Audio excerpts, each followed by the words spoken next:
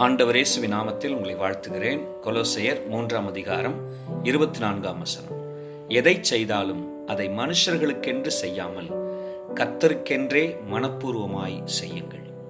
கொடுக்கப்படுகிற வேலைகளை செய்து நிறைவேற்றும் வேலையாட்கள் என்கிற நிலைமையில் ஆண்டவருடைய ஆலோசனை, நீங்கள் எதை செய்தாலும் அதை தேவனுக்கென்று, கர்த்தர் அதற்கு பலனளிப்பார் என்கிற உணர்வோடு கூட கர்த்தருக்கென்று மனப்பூர்வமாய் செய்யும் ஆலோசனையை இந்த வசனம் நமக்கு போதிக்கிறது. ஆம் பிரியமானவர்களே, பலனளிக்கிற தேவன் ஒருவர் இருக்கிறார். சில வேளைகளில் உங்களுக்கான நியாயமான கூலியோ அல்லது சில நேரங்களில் அளிக்கப்பட வேண்டிய நியாயமான அங்கீகாரங்கள், மதிப்புகள், மேன்மைகள் கொடுக்கப்படவில்லை என்றாலும் அவற்றை சரியாய் கவனித்து கனப்படுத்துகிற தேவன் உங்கள் பட்சமாயிருக்கிறார்.